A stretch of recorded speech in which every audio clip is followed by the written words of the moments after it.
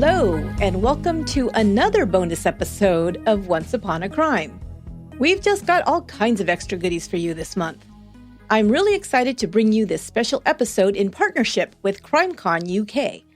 CrimeCon, the world's #1 true crime event, is coming to London on September 25th and 26th. The weekend will be filled with true crime presentations and experiences from leading criminologists, families and survivors, forensic experts, journalists, celebrities from the true crime world, and more. You'll also have the chance to meet all your favorite true crime podcasters on CrimeCon's Podcast Row. And I'll be there to hang out, answer questions, and talk true crime with you. CrimeCon is the ultimate true crime weekend partnered by Crime and Investigation. You won't want to miss it, so hit up your true crime friends and plan for a great weekend of true crime on September 25th and 26th in London. More information and how to register will be included at the end of this episode. But now on to the main event. CrimeCon UK has put together a special treat for all of you loyal true crime podcast listeners, and I was given the honor of taking part in bringing it to you. CrimeConVersations is a brand new true crime podcast brought to you by CrimeCon UK. Over the next 8 weeks, the podcast will bring 16 different true crime podcasters together in conversation. And I'm pleased to announce that Once Upon a Crime will kick off the very first of these episodes today. In this episode, I get to talk with one of my favorite podcasters, Sinead from Mens Rea Podcast. I had such a good time talking true crime and podcasting with her, and I think you'll enjoy the conversation. If you haven't yet had a chance to listen to Mens Rea, I've included a link to Sinead's podcast in the show notes as well. I know you'll be a fan too. To find out what other podcasts will be teaming up for CrimeConVersations and to listen to all the episodes as they're released, go to crimecon.co.uk. But now let's listen to my crime conversation with Sinead from Mens Rea.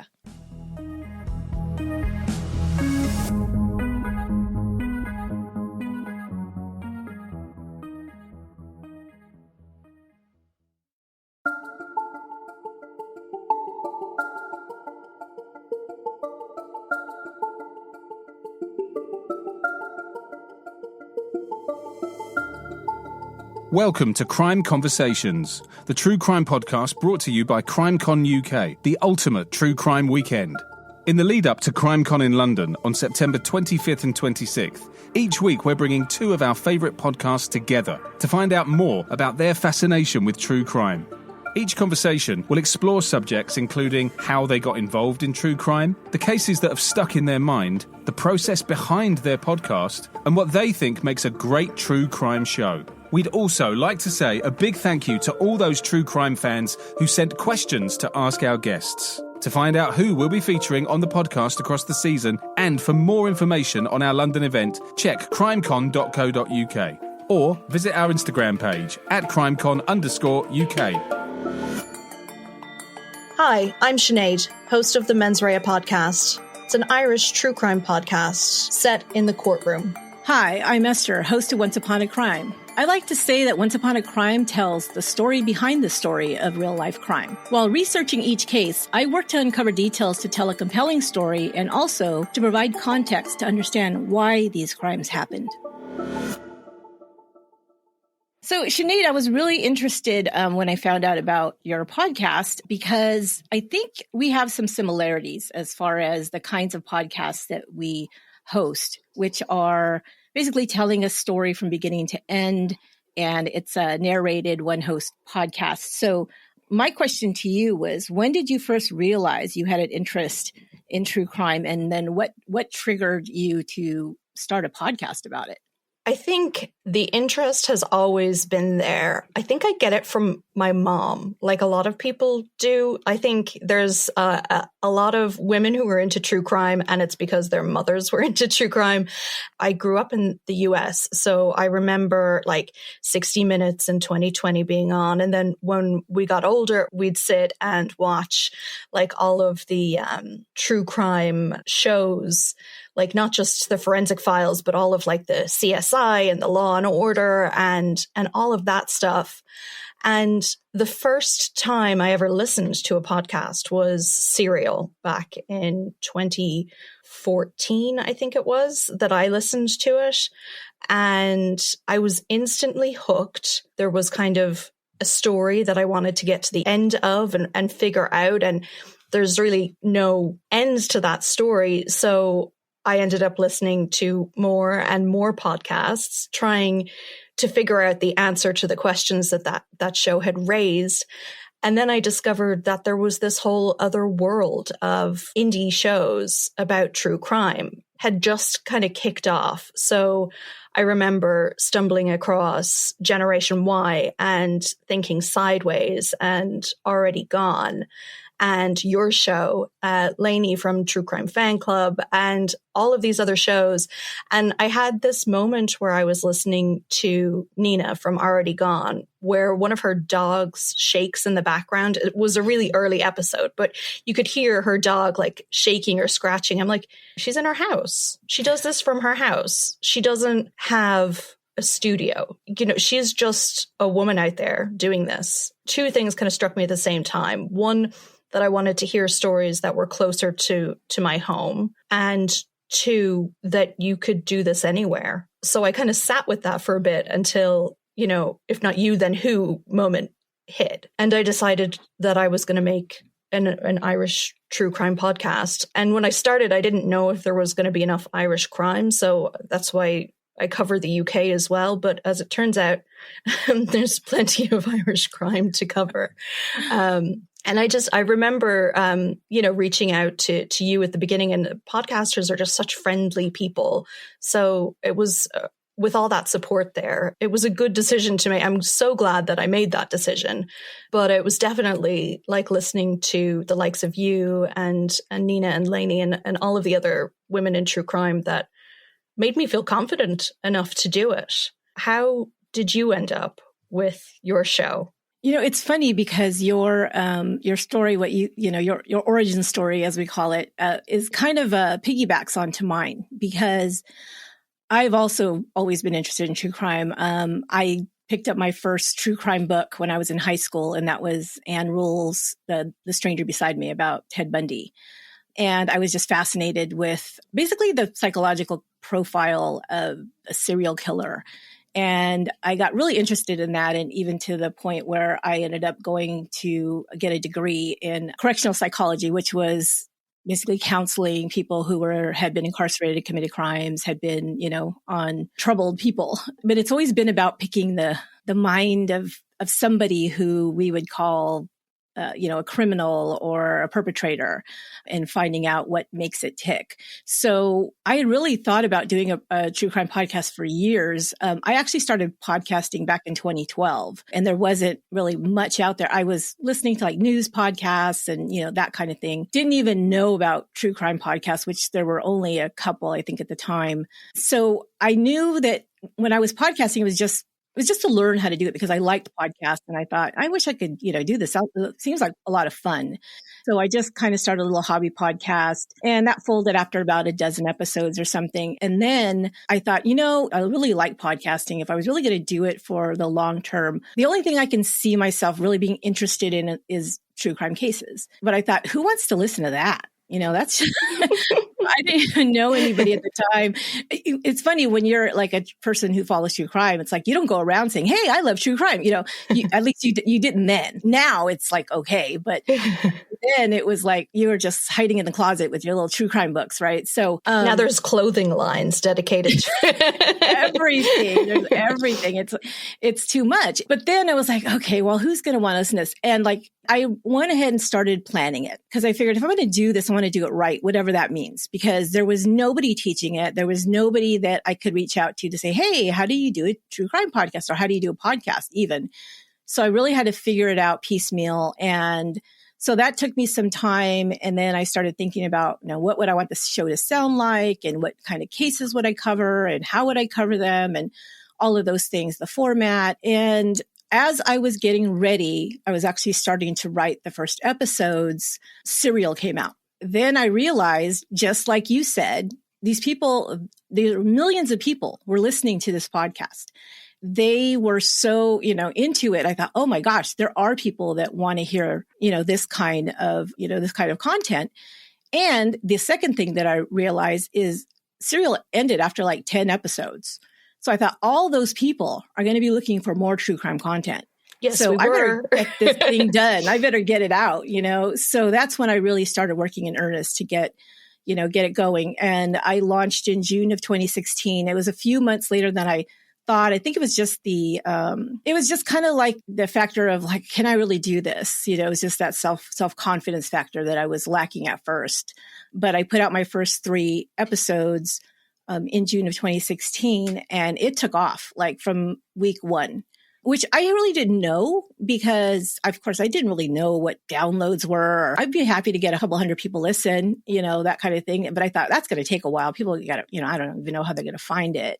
But people were looking for that content. And I was, for the first time in my life in the right place at the right time. So that was a big motivator to keep going. And before that, the first true crime podcast that I found that I fell in love with, because it was one of the only ones out there, like you said, was Generation Y. That still is like my number one. Yeah. And what's so delightful about Gen Y is that they're also so incredibly nice. Literally couldn't be better people to be at the very beginning of the true crime phenomenon because they're so approachable and so lovely. Yeah, they're the best. As a matter of fact, that's one of the things that helped launch my podcast. I just happened to meet Justin. He came here to my hometown where I'm at in San Jose, California, because his wife has a brother who lives here, and he had put a thing out, hey, I'm going to be in San Jose. If anybody want to do a meetup? I'm like, yes. Oh my God. But so I went, I didn't even tell him that I was going to create a true crime podcast, but somebody else ended up telling him. And when it launched, and it was really interesting, like you were saying about being women podcasters, because a lot of us launched right around the same time, women podcasts, you're right. We did form this little community. So what Justin did is that he gave a shout out on Generation Y to women true crime podcasters. And he mentioned my show, and he mentioned, I think, Nina's show and a couple of others. So that really put us on the map because, of course, they have, a huge audience. Mm-hmm. So yeah, they're Aaron and Justin, they're amazing guys. It's so funny that, you're talking about like when you first started your podcast, because when we decided to have this conversation, the first thing that popped into my head was when I started podcasting, you were one of the first people that I reached out to, and you were very helpful and kind of basically said, well, I have done this before, which really solidified for me that I just had to do it. That I wasn't going to be an audio expert on day one. You went about it in such an organized way, whereas mine was very kind of, if I don't do this now, then I'm not going to do it. And it doesn't let's not think too much about it. So it's just interesting that, for fairly similar shows to have like two very different approaches into how they came to being. That said, I'm not an organized person, and I do tend to just do things without thinking. Which gets me into trouble sometimes, but also sometimes ends up with a podcast that I'm quite proud of. You, like me, decided the way that you were going to format your podcast was to research an episode, write out completely, or you do bullet points, but then narrate the whole story in just your voice. So not with like guests and not with like a co-host or anything like that. And what I found is that's pretty rare. There's not a lot. It's like us, and there's, of course, like Christy from Canadian True Crime, and there's a couple that you mentioned, and Charlie from Crime Lines. But a lot of, especially the newer, I would say newer, like because there has been an explosion of them in the last year or so. Of course, with people being locked in, say, hey, I'll make a podcast. It is that type. It's a chattier kind of discussion format.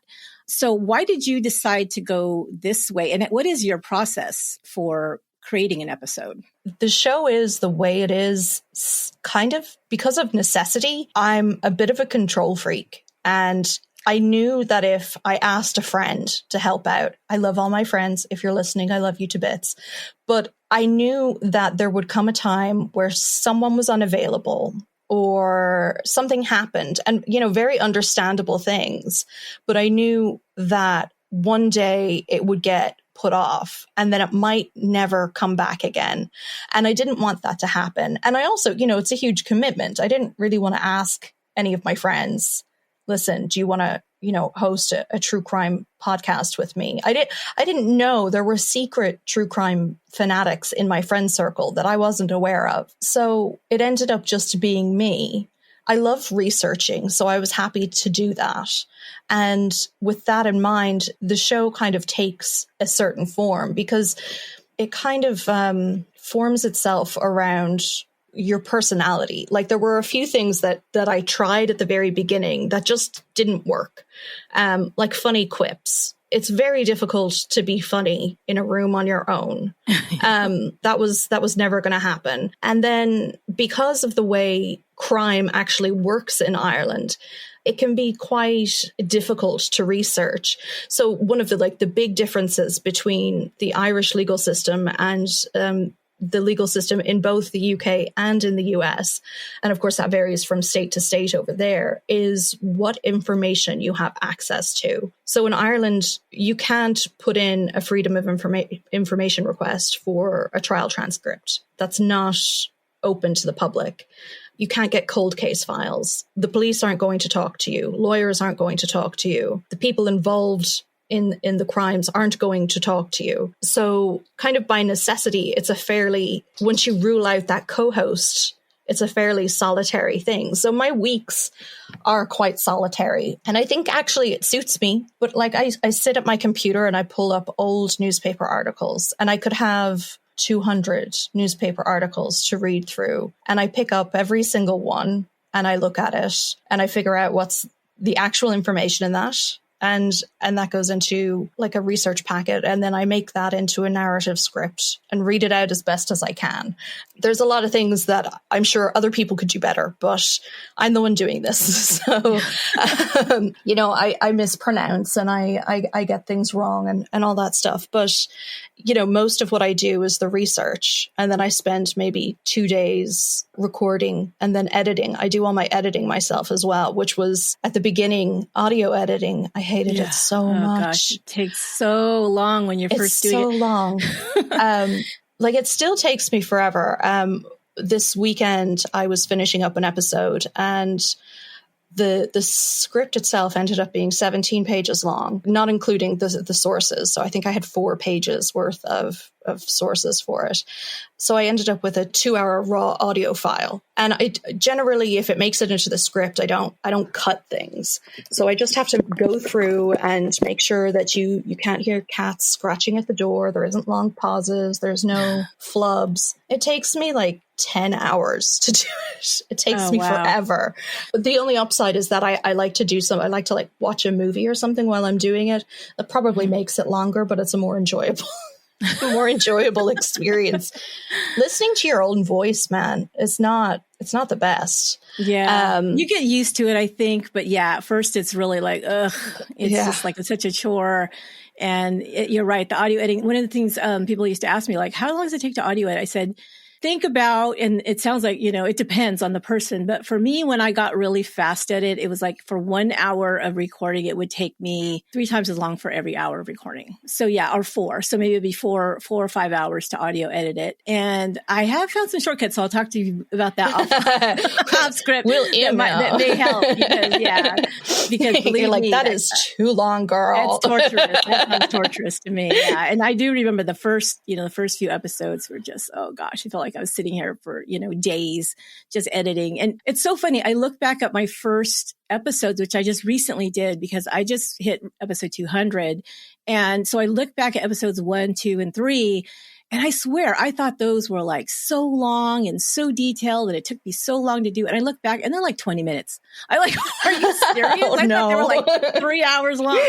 So yeah, it's so funny because after a while you kind of get in a rhythm, I think. And then you kind of know what you want to say when you do, like you said, do the research. But once you do the research and you kind of get a knack for what parts of this do I really need to include to tell the story. I think like a reader. So because I've been a big reader all my life. So I think about it like if I was to be, reading a book, what would the opening pages be? What would get me to really continue turning the pages in that book? And that's why in my episodes, there's these little short musical breaks, because to me, that's the end of a chapter. like, okay, that finished and now I'm going to go tell this part of it, or maybe we won't move forward in time, or maybe I start with talking about the trial or something like that. But that really helps me to kind of keep it in my brain so I know what I want the story to look like and what I want it to ultimately sound like. And then just finding your sound, that's the other part, because of course this isn't on paper, this is audio. So that's the next question I wanted to ask you. As far as now becoming a podcaster and it's all audio, how has that been for you? Did it feel real natural? Like, okay, I'm just talking to people, or how did you maybe find a groove, or did that start from the beginning where you felt like, no, this is how I sound and this is how it is? Oh, I wish it started from the beginning. Like the first 12 episodes of my show had this like really like awesome alt rock theme. And I like that.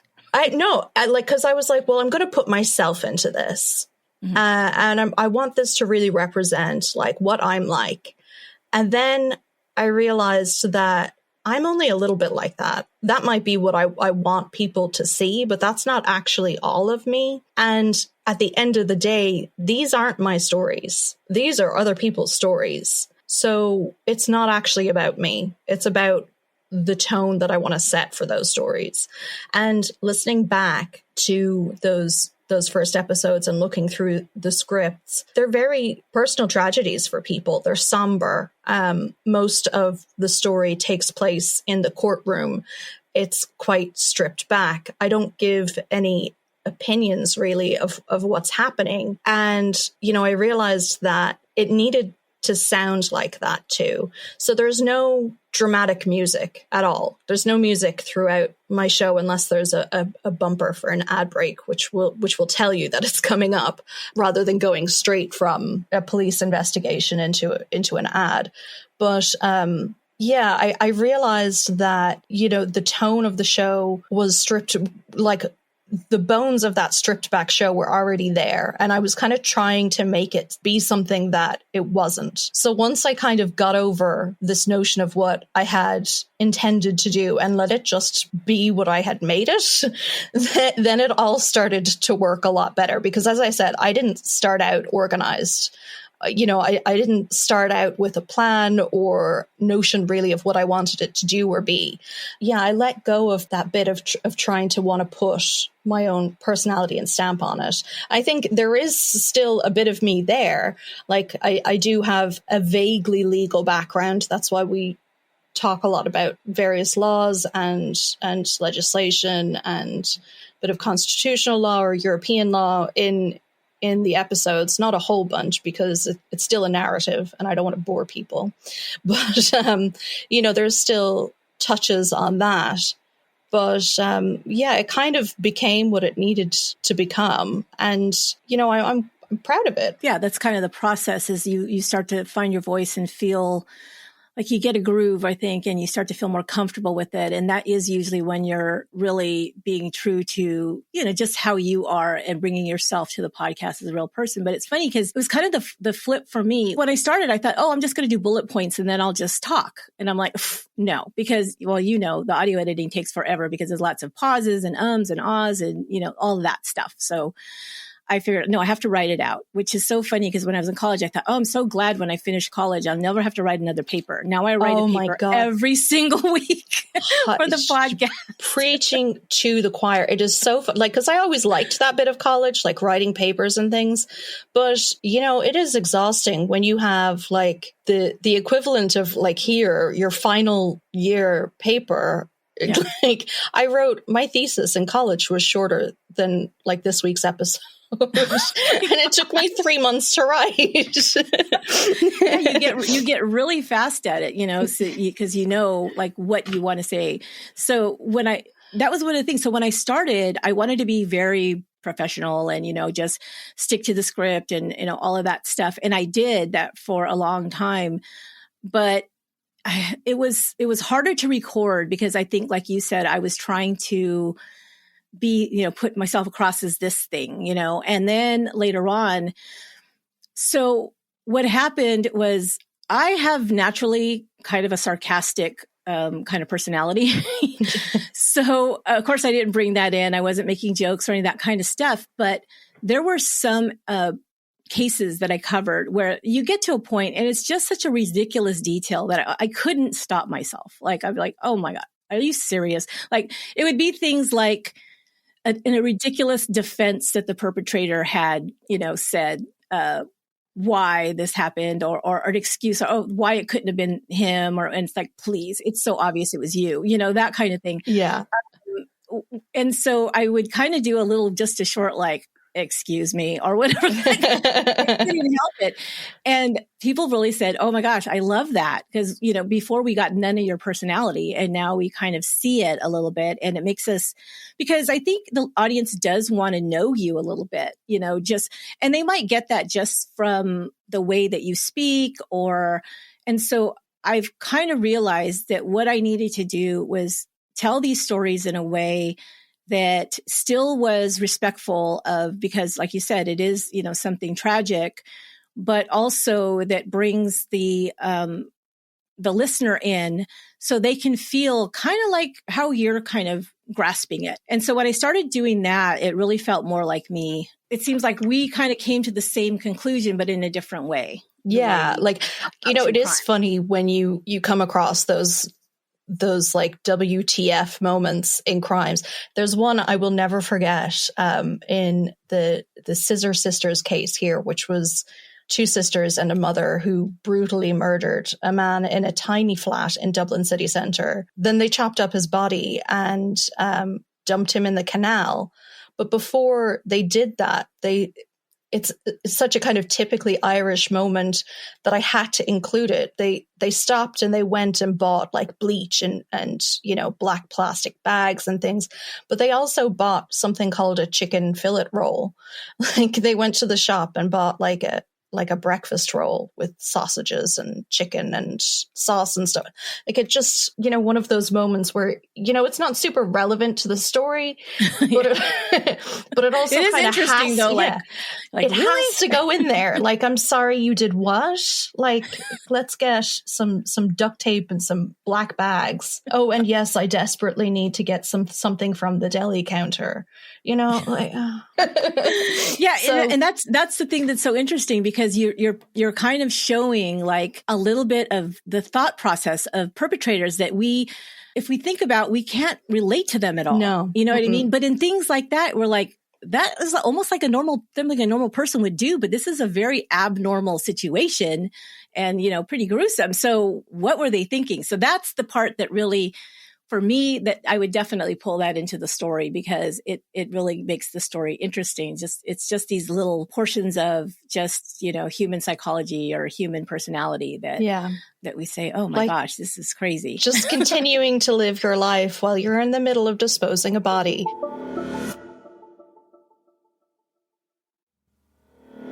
Why do you think people have such a fascination with true crime? There's different reasons why people really get involved. Like, I know there's this one subset of true crime followers that really like to get into research and thinking about solving a crime. Or, there's a big portion of people that love that kind of stuff, right? There's so many unsolved crimes, or maybe a person was wrongfully convicted and what really happened.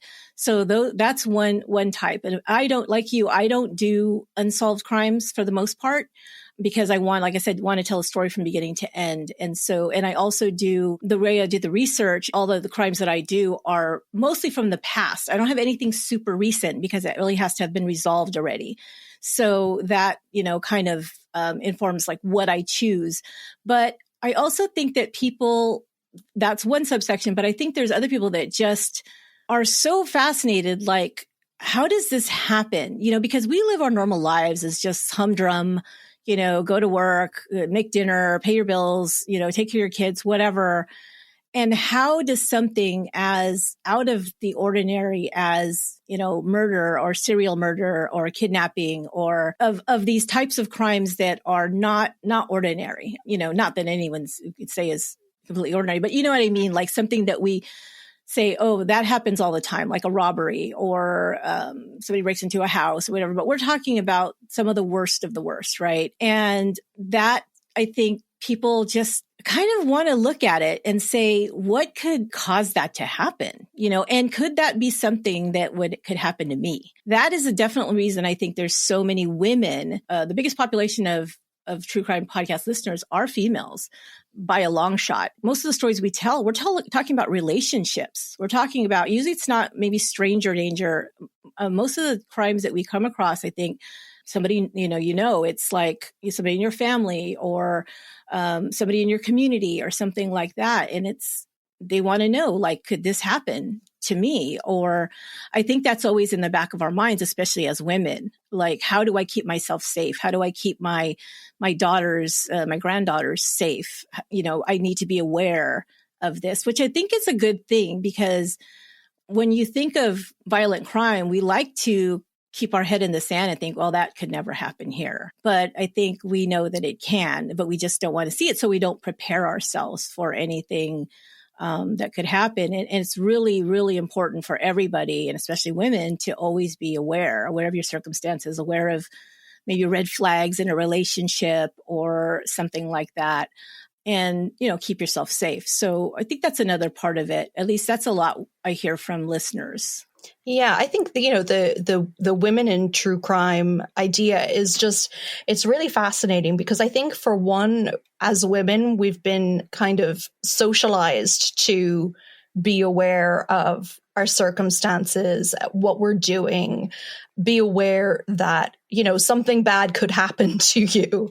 Like, going out for a night out, having a couple of drinks, don't leave your glass unattended, don't meet strangers in public places, just always stay with a friend, never leave your friend behind, all of these things, they're very much kind of baked into being a young woman or a woman in society. The dark street, crossing the road, listening for footsteps behind you, having keys in your hand when you're walking home, locking your car immediately upon getting into it. All of these things, they're very much present. And I think one of the big changes that I've seen kind of since true crime podcasts came along is how victim focused true crime is becoming. Like, it used to be, 20 years ago, you'd get those really weird reconstructions and blood and gore and violence and all that dramatic music leading up to the, the murder of the pretty girl in college, and there's less of that. Not that it's completely gone, but the focus is on those everyday relationships that you have that go wrong. And in a way, it's kind of scarier than the whole stranger danger thing. As you said, we don't acknowledge it, but you're more at risk in your home generally than you are just walking out on the street. And it is good to be aware of that. It's also good to, let people who may be in situations like that, or situations that are developing into something like that they're not the only people who are in that boat. They're not alone, and that there are resources, not plenty of resources, but there are resources out there to get help as well, which I think is a really important development in kind of the true crime genre, rather than just the focus on, those personalities of the serial killer, who are still interesting. I'm not to diss a good serial killer podcast. They're still fascinating, but you're way less likely to find yourself up against one of those than you are that nice man who is the pillar of the community, And over time, what I've noticed is there has been true crime cases that have come up that have actually created so much more awareness of things like what you were just talking about. Back in maybe the mid 80s, there was a TV movie called The Burning Bed, and it actually starred Farrah Fawcett as a woman who was suffering horrific domestic violence and had been since, she was very young, and how she, finally snapped and ended up setting the house on fire and killing her abuser. But that story from beginning, and when that came out, I remember watching it. I was very young, and I remember watching it, and it really stuck with me. But I also remember that it became a big deal at that time when people really started talking about, domestic violence and, battered wives syndrome, battered wives syndrome, and all of these things. It came. So it was important to make it aware. And like you said, people who were going through the same situation, didn't, really relate to anybody else because they thought they kept it secret, of course, most of the time. They didn't tell anybody. They kept it a secret. It was like it was shameful or something. And when that came out, it became talked about and people started to realize, no, this isn't my fault. This is something that I need to get help for. This is something, that I can get out of. But it's all of those things. So sometimes people say, oh, true crime just is entertainment. Well, yeah, there's a portion of it that is definitely that. Because people like Unsolved Mysteries has been around forever. Why? Because people are very entertained by that, but there's also this educational portion. I try to put that in my episodes, but without being like a teacher. You know what I mean? Like, I want the story to kind of do the work itself. Sometimes I'll do a commentary at the end because I do, have a background in this, psychology. So sometimes I want to talk about what I think the motivation was, or, how all these things came to collide into this situation or whatever. But those are the things I think that people really look for when they're listening to these cases is, they want to know the story, but they don't necessarily want you to be flippant about it or just, oh, it's just entertainment, whatever. I think it's important to tell people's story. Like you said, the beginning of this is be respectful of that story. Yeah, I mean, there's definitely an entertainment aspect. Like nobody's going to sit down and devote an hour of their time listening to something that they're not interested in or entertained by. And I think sometimes people think entertainment is a bad word, like that it immediately kind of gives this connotation that it's, flippant, that it's not an important thing, but you can be entertained by things that are factual and that are informative. And I think, that's one of the reasons why this show that I do has such a focus on the law, because most people in Ireland will never be in a courtroom. They don't know what happens there. They don't know who the people are. Just by virtue of the way the system is set up, there's no like cameras in a courtroom here. There's no reporting from the courthouse.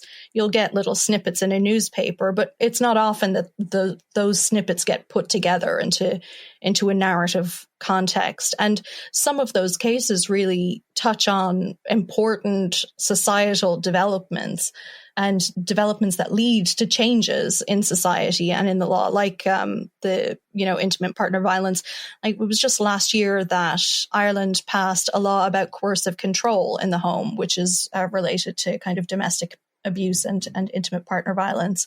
So, it's a good way to tell people who don't have that experience, who have maybe never come across those situations, a little bit more about those things, but in an interesting and compelling way, and a way that they can relate to.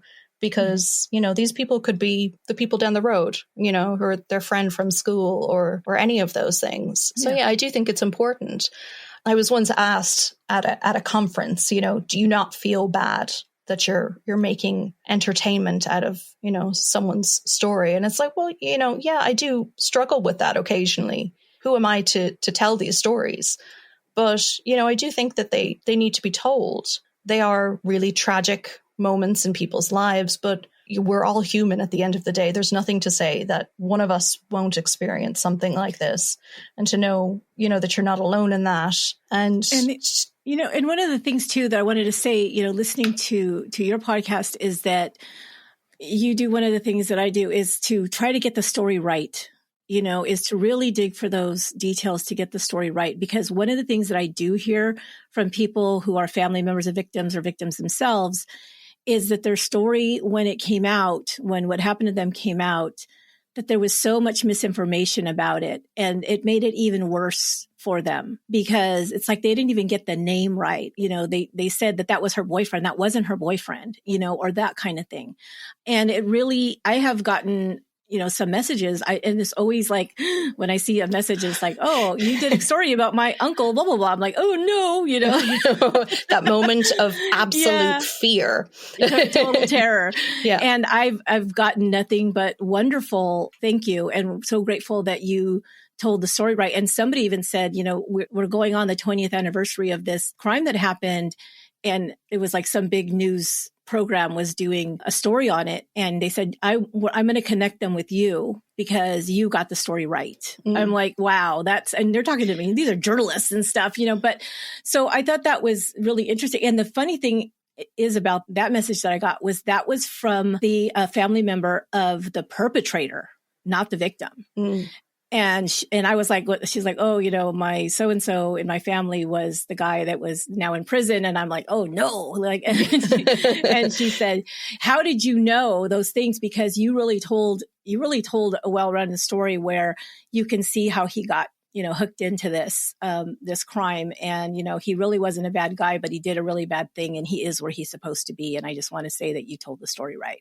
So I'm like, wow, that was amazing. So, we try to do that. And I know that you do too, because it is important, like you said, to not just tell the story for entertainment, but tell it correctly, because that I think does respect everybody involved, the victims and even the investigators and all this, because you're telling their story as best as you can and as correctly as you can. So one of the things I wanted to, just before we kind of are starting to wrap up here, I think, but I wanted to ask you, you've researched a lot of cases so far. Is there one case that it's kind of like you really are interested and you want to cover, or you're looking into, or one that's coming up that you're really kind of interested to present on your podcast?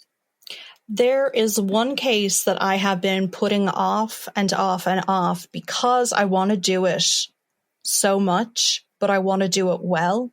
It's the case of Malcolm Macarthur, who he murdered two people back in the 1980s in Ireland, one lady in Dublin and then a man down in the country. And he was one of the longest serving prisoners in the country for a while, but he is out now. He's must be well into his 70s, possibly early 80s. But his case is so interesting because he brought down the government of the time. He was arrested in the Attorney General's home here, so the chief legal advisor to the government. He was in his house when he was arrested. And I'm desperate to cover the case, but I'm worried that when I go and look for information that it might not be there because there wasn't a full court hearing. So, and even that's interesting. Apparently, Macarthur and his legal team had prepared a statement about what had occurred over the weekend, and the judge in the case refused to let it be read. So even that in and of itself is like really interesting and kind of tantalizing and a little bit mysterious. And I really want to cover it, but I keep putting it off because I'm scared that when I go to find the information, it won't be there. And there's nowhere to look, like bar, appealing to government to release their files on it, which they're not going to do. So I don't think our prime minister is going to listen to a little podcaster sitting in her spare room trying to do her research. Yeah, you can only dream, right? Yeah, exactly. What about you? I know you do kind of themes and series rather than kind of standalone. Right. So every month I take a different topic and kind of create a title for it. Like I said, I think like a reader, and then find cases that fit into that theme. There is one that actually is coming up finally. It's one that I've had on my list for a long time. So earlier on, I don't remember if it was my first season. I think it might have been my first season. I did a series called Artful Crimes, which had to do. So sometimes I can bring in some of my other kind of interests into the podcast just because it's fun for me. And I love art and art history. So I did one on things that were around art or artists. So like I did the Van Gogh case. Did he really kill himself? There's a really strong case for it was a homicide. So I did that one as part of that. So those kind of things kind of tie them together. So I'm doing Artful Crimes Volume 2.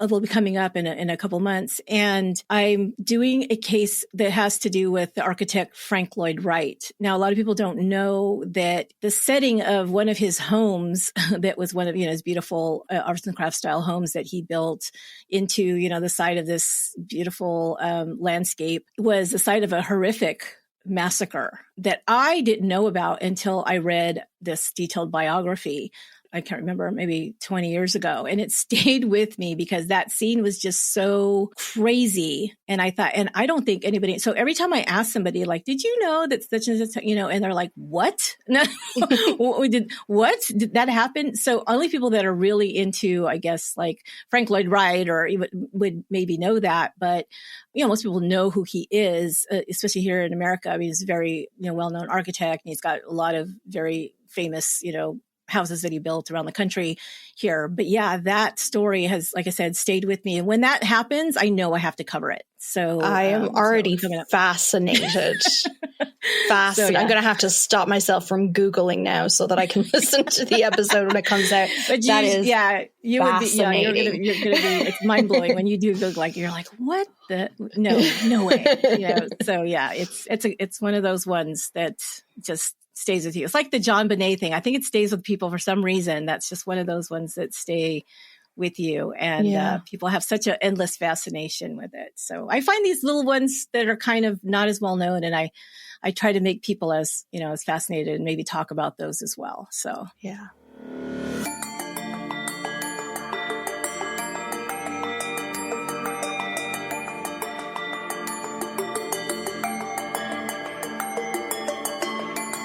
Thanks for listening to this special episode. I'll be at CrimeCon in London on September 25th and 26th, and I can't wait to see you there.